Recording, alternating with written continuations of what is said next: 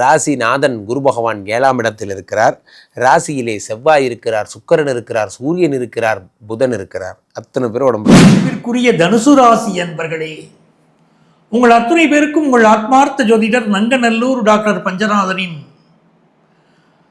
2026ஆம் ஆண்டு ஆங்கில புத்தாண்டு நல்வாழ்த்துக்களை தெரிவிச்சுக்கிறேன். தனுசு ராசி அன்பர்களுக்கு ஒரு அற்புதமான யோகத்தோடு இந்த ஆண்டு பிறக்கிறது. 2020 ராசி அன்பர்கள் உங்களுக்கு 2026 எப்படி இருக்கு? ஃபர்ஸ்ட் முற்பகுதி சனி பகவான் அர்த்தாஷ்டம சனியா வரார். அர்த்தாஷ்டம சனி அப்படின் போது 5 விஷயத்துல கவனம் வேணுங்க. ஏன்னா 7 நாட்டு சனி என்னென்ன மாதிரி கெடுபலன்கள் 7.5 வருஷத்துல கொடுப்பார், அதை 2.5 வருஷத்துல அஷ்டம. அப்போ இந்த 7ஆம் இடத்துக்கு குரு பகவான் என்ன பண்றாருன்னா நியூ திங்கிங் நியூ பாசிபிலிட்டிஸ் உடம்ப பார்க்கிறார். இப்போ ஒரு ஊரே சேர்ந்து 7 பார்க்குது. எப்படியே குரு உங்களை பார்க்கறது எந்த வகையில் நியாயமோ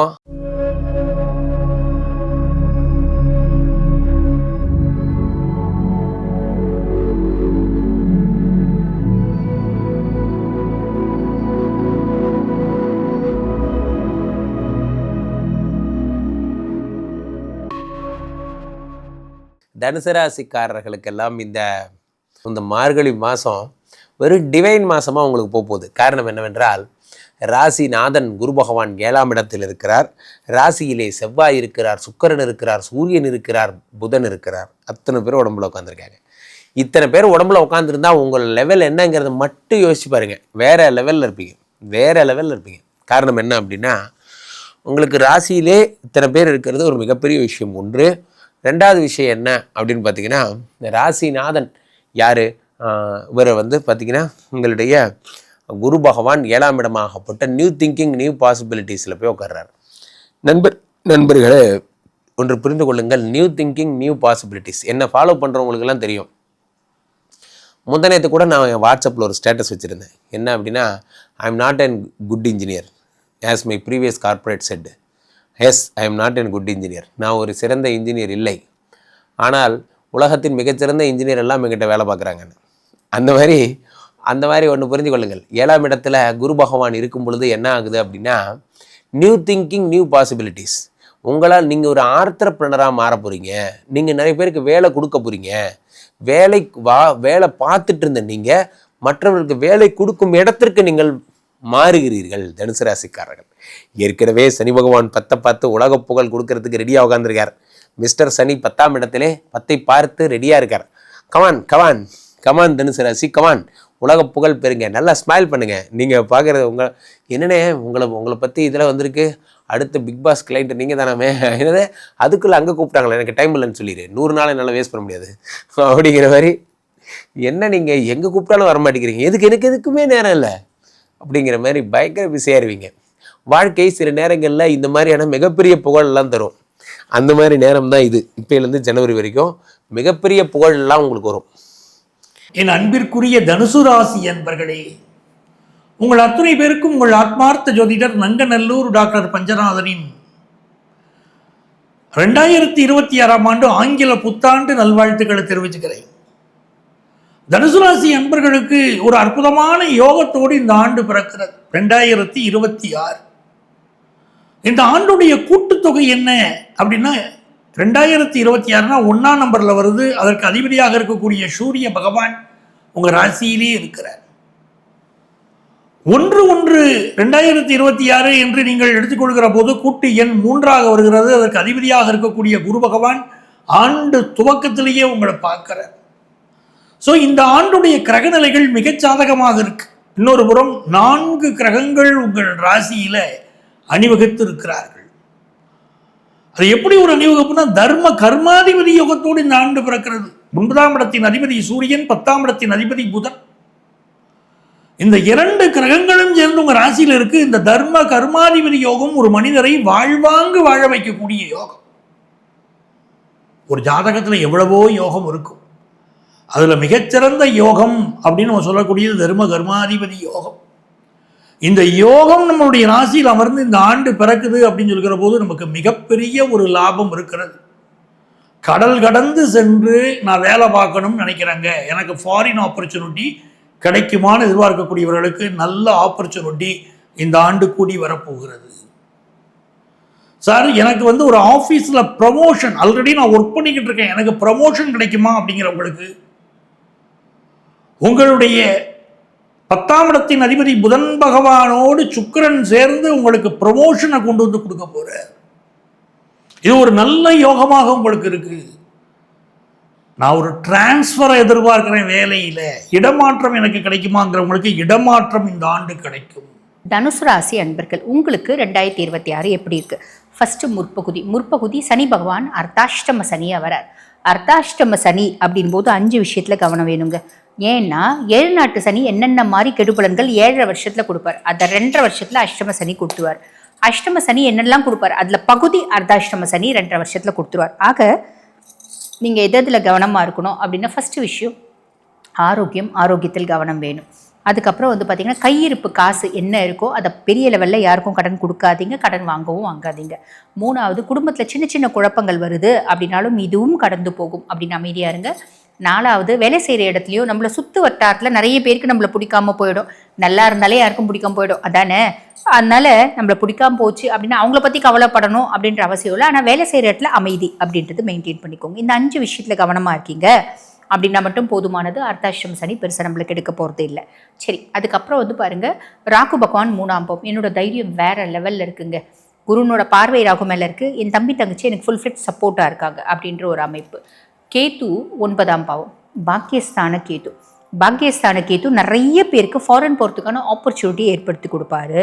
வெளிநாடு போகிறது, வெளிநாட்டில் போய் தொழில் செய்கிறது, வெளிநாட்டில் வர்த்தகம் செய்கிறது, வெளிநாட்டு கரன்சிஸை கையாளுறது, வெளிநாட்டில் போய் படிக்கிறது, ஹையர் எஜுகேஷன், ரசாயனம் சார்ந்த படிப்பு, மருத்துவம் சார்ந்த படிப்பு, இப்படி நிறைய விஷயங்களை கேட்டு கொடுப்பாரு. அப்பாக்கும் உங்களுக்கும் ஒரு அந்யோன்யமின்மை அப்படின்றது ஏற்படும். அப்பாக்கும் உங்களுக்கும் வந்து பார்த்தீங்கன்னா பெருசாக வந்து நல்ல உறவு முறை அப்படின்றது இருக்காது. இருக்கட்டுமே, அது நம்ம நல்லபடியாகவே நினைக்கலாம். நீங்கள் இங்கேருந்து வெளிநாட்டுக்கு போகலாம், அதனால அப்பா கூட பெருசாக ரொம்ப அட்டாச்சாக இருக்கவங்க கொஞ்சம் டிஸ்டன்ஸ் ஆகலாம், அப்படி கூட நம்ம நினச்சிக்கலாம் இல்லையா? அது நல்லதா, ரொம்ப நல்லது, பெருசாக கவலைப்படணும் அப்படின்ற அவசியம் இல்லை. அதே மாதிரி 9ஆம் பாவம் கேது ஆன்மீகம் சார்ந்த சுற்றுலா இதெல்லாம் போகிறதுக்கான ஒரு விஷயம் நல்லது அப்படின்றது நடக்கும். இது எல்லாமே பெரிய ப்ளஸ்ஸுங்க. அப்போது இந்த 7ஆம் இடத்துக்கு குரு பகவான் என்ன பண்ணுறாருன்னா, நியூ திங்கிங், நியூ பாசிபிலிட்டிஸ் கூட உடம்பை பார்க்குறார். இப்போது ஒரு ஊரே சேர்ந்து 7 பார்க்குது. எப்படியே குரு உங்களை பார்க்கறது எந்த வகையில் நியாயமோ அதே மாதிரி இவங்க எல்லாருக்குமே 7ஆம் பார்வை இருக்குல்ல. யாருக்கு? செவ்வாய்க்கு, சூரியனுக்கு, புதனுக்கு, சுக்கிரனுக்கு, எல்லாருக்கும் 7ஆம் பார்வை இருக்குல்ல. உங்களுக்கு சுக்கிரன் யாரு? 6 அவன் ஒரு பேட் பாய். சரி, உங்களுக்கு புதன் யாரு? அவன் பாதகாதிபதி, அவனும் பேட் பாய். அப்போ ஊரை ஃபுல்லாக சண்டையை போட்டு தான் வச்சுருக்கமா? சரி, ரைட்டு. அடுத்தது செவ்வா, அவன் 12 அப்போ இவங்க எல்லாருமா சேர்ந்து 7 பார்த்தா என்ன ஆகும்? அந்த 7ஆம் இடம்னு ஒன்று இருந்தால் அது எவ்வளோ பெரிய ப்ராப்ளத்தை கொடுக்குன்னு மட்டும் பாருங்க. இது நியூ திங்கிங், நியூ பாசிபிலிட்டிஸ்லாம் குரு பகவான் உட்காந்து கொடுத்துட்டாரு. ரைட்டுங்க, என் கம்பெனியில் நான் ஒரு புதிய ஐடியா பண்ணேன். அந்த ஐடியா பண்ணதுக்கப்புறம் என் கம்பெனி நல்லா போச்சு. நண்பர்களே, மிகப்பெரிய பெரிய பெரிய பெரிய விஷயங்களுக்கெல்லாம் ஒரு சின்ன சொல்யூஷன் இருக்கும். நான் அடிக்கடி சொல்வேன், ஒரு சோப்பு கம்பெனி தயாரித்த ஒரு நிறுவனம் இருந்ததாம். என்ன, அந்த கம்பெனியில் என்ன ஆகுது, ஒரு சோப்பு வரும், அது மேலே ஒரு பேக் பண்ணுவாங்க. பேக் பண்ணதுக்கப்புறம் என்ன ஆகும், அது ஃபாயில் ஆகும். ஃபாயில் ஆனதுக்கப்புறம் அது மேலே பிரிண்ட் பண்ணுவாங்க. பிரிண்ட் பண்ணதுக்கப்புறம் கிளைண்ட் எண்டுக்கு போகும். இதுதான் வந்து கான்செப்ட். டீலர் ஷாப் போகும், அப்புறமா கிளைண்ட் எண்டுக்கு போகும். அப்போது சோப்பு வைக்கணும், சோப்பு வச்ச கட்டியே என்ன பண்ணணும், அதை ஃபாயில் பண்ணணும், ஃபாயில் பண்ணி பேஸ்ட் பண்ணணும். சில நேரங்களில் சோப்பே வைக்காமல் வெறும் ஃபாயில் மட்டும் பேஸ்ட் ஆகி டீலர் ஷாப் போயிடுது. அதாவது வெறும் எம்டி கவர், அந்த கவருக்குள்ளே என்ன இல்லை, சோப்பு இல்லை. இந்த ப்ராப்ளத்தை எப்படி சால்வ் பண்ணுறதுன்னு யோசிக்கிறாங்க. பெரிய பெரிய இன்ஜினியர்கள்லாம் வராங்க. வந்துட்டு என்ன பண்ணுறாங்க, அல்ட்ராசானிக்கு லேசர் வச்சிடலாம். அப்போ ஏர்போர்ட்டெல்லாம் செக் பண்ணுற மாதிரி ஒரு பேகை உள்ளே விட்டால் அந்த பேகுக்குள்ளே என்ன இருக்குங்கிறதெல்லாம் அந்த ஸ்கேனர் காட்டிடும். அது வகையில் அப்படி பண்ணலாம்லாம் யோசிக்கிறாங்க. இல்லை வேணாம், இன்ஃப்ராரெட் ரேயில் ட்ரை பண்ணலாம், இல்லை வேணாம் விஆரில் ட்ரை பண்ணலாம், இல்லை ஏஐயில் ட்ரை பண்ணலாம், என்னென்னமோ பண்ணுறாங்க. ஆனால் நண்பர்களே, கடைசியாக ஒரே ஒருத்தர் சொன்னாராம், இதெல்லாம் ஒன்றும் வேணாம், ஏங்க ஒரு டேபிள் ஃபோனை எடுத்து திருப்பி வச்சிங்கன்னா வெறும் கவராக இருந்தால் பறந்துற போது சோப்பாக இருந்தால் பறக்காது. அவ்வளோதான். இதுக்கே இவ்வளோ யோசிக்கிறீங்கன்னு. அரசு துறையில் நீங்கள் இருக்கிறீங்க அப்படின்னா லஞ்ச லாவண்ய வழக்குகளை உங்களை சிக்க வைக்க சில முயற்சிகள் நடக்கும். அதில் மட்டும் கவனமாக இருந்தால் போதும். உங்கள் மீது கரைவடியாமல் பார்த்து கொள்ளுங்கள். இந்த ஆண்டு ராஜ யோகங்கள் தேடி வரும். இப்படி நீங்கள் இருந்துட்டீங்கனாலே ராஜ யோகம் தேடி வரும். ஒரு களங்கம் வராம மட்டும் பார்த்துக்கிடுங்க. அதிகார பதவிகள் சிலருக்கு கிடைக்கும். சூரியன் செவ்வாயுடைய சேர்க்கை, அதிகார பதவிகள் கிடைக்கும் சிலருக்கு. மத்திய மாநில அரசாங்கங்களில் வேலைக்கு ட்ரை பண்றவங்களுக்கு இந்த ஆண்டு வேலை வாய்ப்பு கிடைக்கும். ஒரு நல்ல யோகம் அப்படி உங்களுக்கு இருக்கு. இன்னொரு புறம் பாருங்க, கலைத்துறையை சேர்ந்தவர்கள், திரைப்படத்துறையை சேர்ந்தவங்க, நாடகத்துறையை சேர்ந்தவங்க, புதிய புதிய வாய்ப்புகள் கிடைக்கும். குணச்சித்திர வேஷம் ஏற்று நடிக்கக்கூடியவர்கள், நகைச்சுவை நடிகர்கள், நல்ல வாய்ப்பு இந்த ஆண்டு கூடி வருங்க. பிசினஸ் பொறுத்த வரைக்கும் புதன் பகவானுடைய அனுகூலம் 7-10 அதிபதியான புதன் பகவான் உட்கார்ந்தார். ஒரு எக்ஸ்போர்ட் பிசினஸ் முயற்சியில் நீங்க இருக்கீங்களா, இந்த ஆண்டு சக்சஸ் ஆகும், பிசினஸ் நல்லா இருக்கும். இப்போ ஒரு கேள்வி வருது, குரு பகவான் உங்கள் ராசிக்கு அதிபதி பாதகஸ்தானத்தில் உட்கார்ந்திருக்காரு வருடம் துவங்கும் போது. ராசிக்கு அதிபதியும் 7ஆம் இடத்தின் அதிபதியும் உங்களுக்கு பரிவர்த்தனையில் இருக்கிறார்கள்.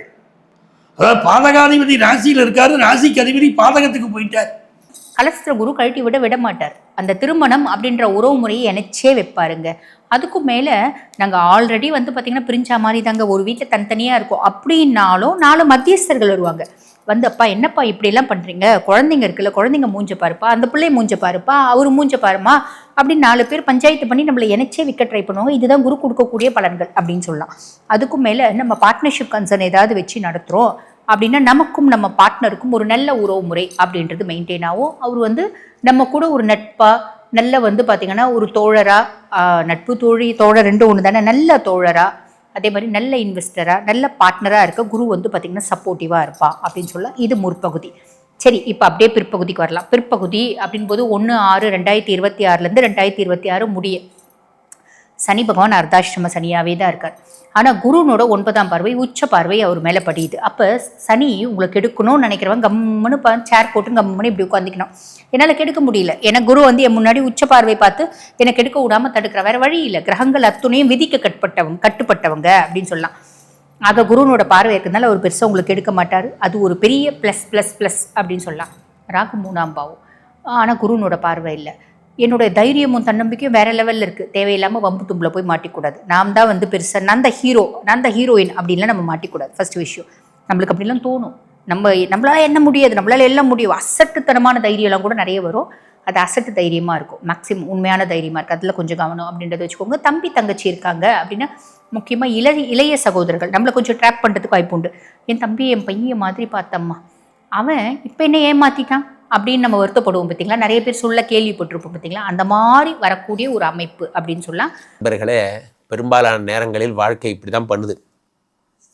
அப்போ இவங்க எல்லாம் ஏழை பார்த்தா என்ன ஆகும், அந்த கான்செப்டுக்கு வரேன். இப்போ இவெல்லாம் யார், மிஸ்டர் செவ்வா, மிஸ்டர் சூரியன், இவங்க எல்லாருமா சேர்ந்து ஏழை பார்க்குறாங்கல்ல, என்ன ஆகும், ஏழுன்னு ஒன்றே இருக்காது.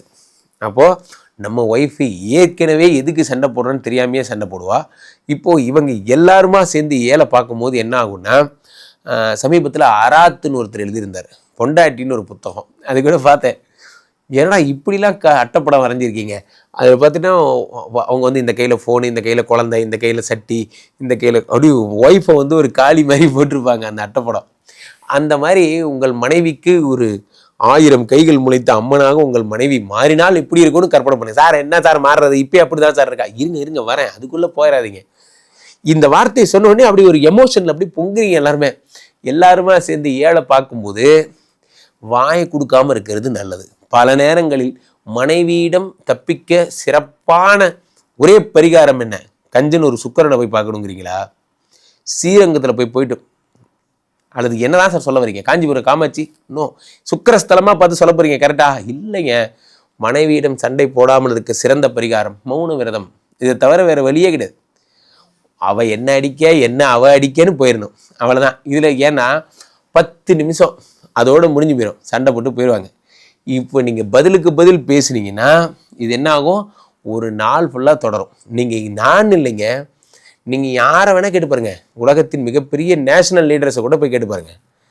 நேஷனல் லீடர்ஸ் கூட பாருங்க, என்னங்க உங்கள் வீட்டில் யார் ஆட்சி, மதுரை ஆட்சியா, மீனாட்சி, இது சிதம்பரம் ஆட்சியான்னு கேட்டு பாருங்கள். சிதம்பரம் ஆட்சின்னு ஒரு கான்செப்ட் இந்த உலகத்திலே கிடையாது.